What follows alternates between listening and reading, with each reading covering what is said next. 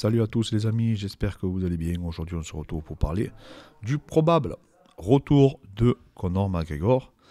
Et je dois dire que je le trouve en super condition. Tout d'abord les amis, pensez à vous abonner, pensez à nous mettre en commentaire s'il y a des sujets en particulier que vous voulez qu'on aborde. On le fera avec grand plaisir.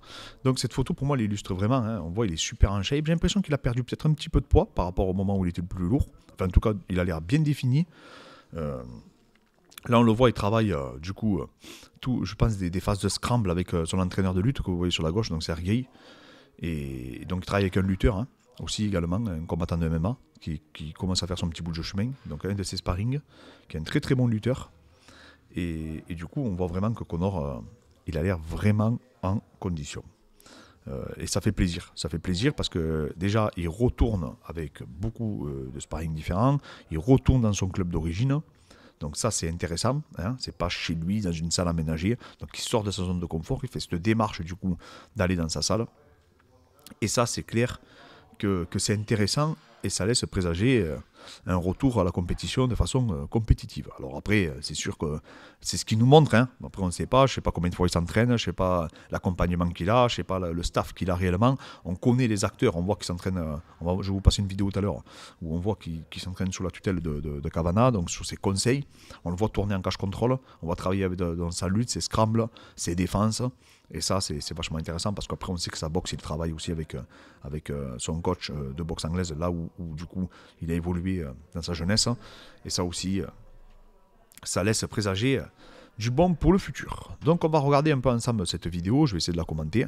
Donc là, on voit Conor, il a différents sparring. Je ne sais pas exactement combien de temps chaque sparring travaille avec lui.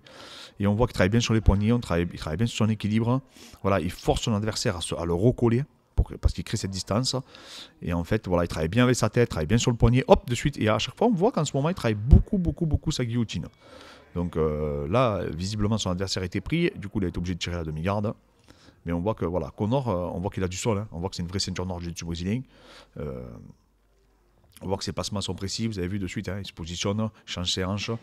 Il enroule pour pouvoir viser. Et après, voilà, ça change de partenaire.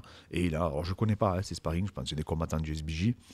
Et on voit, voilà, il travaille donc toutes ses gammes, il sort bien ses hanches. Vous avez vu, toujours ce travail sur ce poignet. Là, sa tête n'est pas très bien placée, mais par contre, voilà, son épaule gauche est bien placée, ses hanches sont bien placées. Il met son pied en barrage pour ne pas prendre de balayage, comme Khabib il y a fait. Parce que Khabib, en fait, c'est là où, pour moi, il a fait une erreur Conor. Même s'il a été très bien défendu, parce que je vous rappelle que contre Khabib, sur 7 takedowns, il en a défendu 4. Donc, ça prouve son anti-lutte, elle est quand même plus que correcte. Là, on a vu qu'il a encore amorcé une guillotine. Il n'a pas voulu se mettre sur le dos, parce que je pense que son adversaire l'a bien défendu, a bien défendu le coup. Et là, vous avez vu, il tasse sa hanche droite, en fait, tout en conservant son bras-tête. Et après, il va amorcer une autre guillotine. Donc là, bon, après, son adversaire, pour moi, il fait pas le bon... Il tourne du bon côté, mais en fait, il fait pas le travail qu'il devrait effectuer. Voilà. Donc là, c'est pas mal ce qu'il fait son adversaire de s'asseoir. Mais là, on voit Conor de suite très opportuniste qui prend la montée. Et on voit qu'il a du sol. On voit vraiment que les sensations reviennent, qu'il est en condition. Franchement, il est en condition. Il écoute bien, parce que j'ai écouté du coup ce que lui dit Kavanagh. Il arrive à le reproduire. Alors après, je connais pas le niveau de son sparring, mais il a l'air pas mal, quoi. Il recompose, il sort, hop, on voit, il attaque la lutte. Je trouve un peu bas sur ses appuis. Pareil, je trouve que ses saisies sont un peu approximatives, mais par contre, voilà, il met de l'engagement physique. En plus, c'est des gros gabarits avec qui il tourne. Et là, on voit, il a la guillotine. Là, il commence à l'amorcer, il se replace. On voit Kavanagh va lui donner des instructions, parce qu'il y a un détail sur la... Voilà, très bien. Et là, il va venir... Voilà, et son adversaire tape. Parce qu'il a eu juste à un moment donné... moi, je l'appelle la Joe Jones, mais parce qu'il avait placé à Machida, mais voilà, c'est une guillotine qui peut être redoutable si elle est bien amorcée. Et après là, on le voit, il travaille en cash control. Alors je sais pas si lui, son thème, c'est d'amener au sol, parce que visiblement on dirait pas. On dirait surtout qu'il travaille, voilà, ses frappes à contrôler. Voilà, de façon offensive. On voit qu'il travaille sur les hanches, il travaille avec sa tête. Là, il se fait prendre la double escrime, donc ça, c'est pas terrible. Il faut qu'il se replace immédiatement pour pas perdre la position. Mais voilà, il passe bien ses hanches. Hop, voilà, on voit, il remet la main à l'intérieur. Mais là, je trouve qu'en défense, Conor, sur l'aspect offensif, il est quand même moins à l'aise. On a vraiment le sentiment, voilà, qu'il travaille son cash control pour travailler sa puissance, ses qualités physiques, ses qualités athlétiques. Mais je ne sais pas si le thème c'était d'amener au sol. Voilà. Pourtant, il a une bonne lutte offensive. On l'a déjà vu lutter contre Max Holloway, je me rappelle à l'époque. Mais et contre d'autres athlètes. Mais voilà, il utilise rarement sa lutte offensive. Il utilise surtout ce cash control, se reprendre cette distance, faire parler sa puissance. Mais en tout cas, il a l'air en condition, parce que si les mecs se sont relayés sur lui, moi je l'ai trouvé relativement frais. Alors, comme je vous dis, j'ai pas accès à sa charge d'entraînement, hein, j'ai juste accès à ce qu'il nous partage. Mais je trouve ça intéressant, ce qu'il nous partage. Je trouve que c'est encourageant. Parce que, comme je vous dis, moi, c'est surtout son timing que je trouve pertinent. Je trouve qu'il fait les bonnes actions au bon moment. Ses adversaires, en plus, le premier, là, le premier, ça a l'air d'être un mec solide. Le deuxième, peut-être un peu moins, mais comme je vous dis, je le connais pas. Enfin, en tout cas, du moins, je l'ai pas reconnu. Mais après, je ne sais pas s'ils vont à 100%, hein, je ne sais pas l'intensité qu'ils vont produire, ça je ne sais pas. Mais en tout cas, voilà. En tout cas, ce que je sais, c'est que Sergei est très très fort, son coach de lutte, et celui avec qui il tourne là, et à qui il est en train de prendre le dos, il est très très solide en lutte aussi également. Parce que la chance qu'il a, Conor, en fait, dans son club, c'est qu'il a des bons lutteurs. Ça, c'est clair. Maintenant, moi, c'est pas son anti-lutte à Conor que je trouve qu'il bosse, personnellement. Moi, je trouve que c'est plutôt sa boxe. C'est-à-dire qu'en fait, je trouve qu'il faut qu'il revienne à son meilleur niveau en striking. Et aujourd'hui, je pense que malheureusement, Conor, il s'est un peu perdu, en fait. C'est-à-dire qu'il fait ou que de l'anglaise, ou après il fait du MMA, mais il travaille beaucoup sa lutte.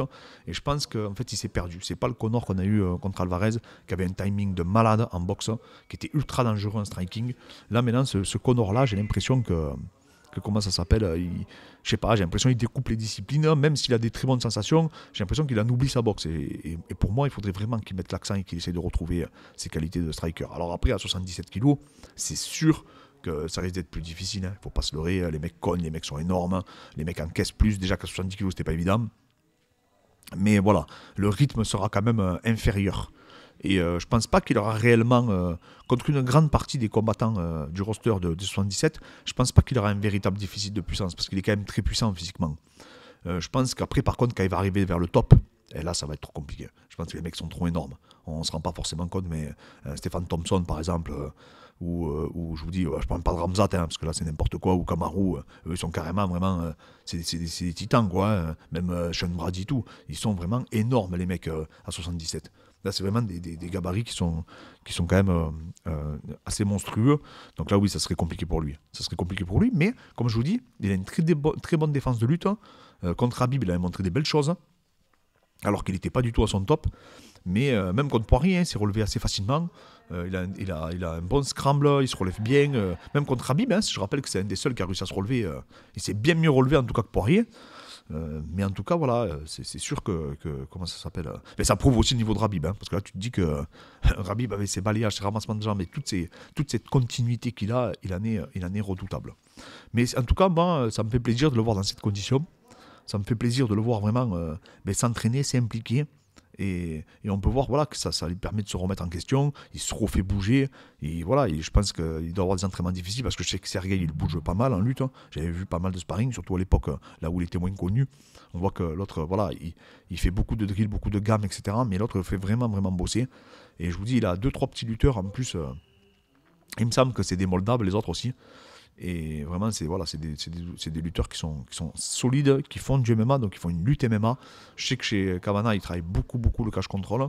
Donc on peut voir les directives qu'il donne. Il a repris à fond le grappling. Mais comme je vous dis, j'espère juste une chose, c'est qu'il ne va pas délaisser son striking. Qu'il ne va pas penser qu'à la lutte, qu'à l'anti-lutte, qu'au grappling, en se disant, bon, mais c'est bon, je vais arriver à 77, je vais tuer tout le monde debout. Ça va être très facile. Non, parce qu'en 77, que ce soit Roré, etc., ben, ça rigole pas debout. Là, les mecs, c'est des vrais boxeurs. On n'a qu'à voir Roré contre Ned Diaz. Tu vois direct que là, c'est chaud, quoi. Tu vois, les mecs, il y a un véritable niveau en striking. Il faut voir ce qu'il y a mis à Ned Diaz. C'est autre chose que ce que Conor y avait mis, quoi. Donc, non. Il va falloir qu'il soit vigilant, qu'il soit appliqué. Voilà, s'il veut prétendre revenir au plus haut niveau, je ne dis pas que c'est impossible, mais en 77... à moins qu'on lui facilite la tâche, et ce qui va se passer, on va lui mettre des combats, à mon avis, qui vont dans son sens. Je ne pense pas qu'on va lui mettre un grappleur lutteur. Voilà, ça serait une erreur de l'UFC. Au contraire, il faut un combat qui soit bankable, un combat qui hype. Moi, je pense que Roré, c'est un des meilleurs choix. Mais voilà, il va falloir qu'il sorte un grand Conor. Mais bon, voilà, c'est sûr que quand tu vois la condition de Roré actuellement, et quand tu vois la condition de Conor actuellement, ben, tu te dis que Conor, il est plus en forme que Roré. Parce que Roré, vous savez, lui, des fois, il s'entraîne un petit peu moins. Donc voilà, ça serait un match qui me hyperait par exemple.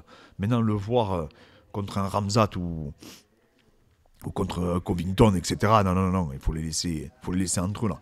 Là, il faut des matchs qui vendent, mais qui le légitiment pour qui se positionne derrière pour éventuellement aller chercher.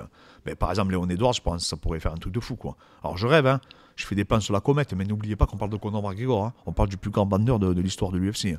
Donc lui, il aura des passes droits, ça c'est indéniable. Et s'il fait une belle performance contre Ned Diaz, par exemple, pourquoi pas un combat contre Ned Diaz, même si je doute, hein, mais peut-être qu'il pourrait revenir à l'UFC pour faire un match aussi vendeur. Ça c'est possible, il ne faut pas se leurrer parce que ça parle à plusieurs millions. Ou Roré, pareil, plusieurs millions. N'oubliez pas que Léon Edwards, avant d'avoir affronté Kamaru Usman, il a combattu contre Ned Diaz. Hein, et après, il a eu la chance. Il avait une grosse série de victoires. Mais bon, voilà, ça vous donne une idée que le but, c'est qu'à mon avis, l'UFC, ils veulent lui donner une victoire contre un mec connu pour après le positionner, pour faire un pay-per-view de dingue. Pourquoi pas pour une ceinture ou un truc comme ça. Peut-être après, il refera un retour à 70 kg, je n'en sais rien. Comme je dis, je fais des plans sur la comète là. Mais en tout cas, voilà, pensez à me dire ce que vous en pensez, vous, de sa condition, de comment il est. Il y a eu beaucoup de réactions sur son physique. Hein. Beaucoup de gens disent qu'il est chargé comme je sais pas quoi. Mais en tout cas, voilà, moi, ça m'intéresse d'avoir votre avis. Qu'est-ce que vous pensez de ses entraînements? Qu'est-ce que vous pensez de son implication? Et en tout cas, ça fait plaisir de le revoir s'entraîner. Et quoi qu'on en dise, en tout cas, il affiche une sacrée forme. Et ça fait plaisir. Donc, les amis, pensez... Comme je vous dis, à vous abonner, pensez à nous mettre en commentaire s'il y a des sujets en particulier que vous voulez qu'on aborde. On le fera avec grand plaisir.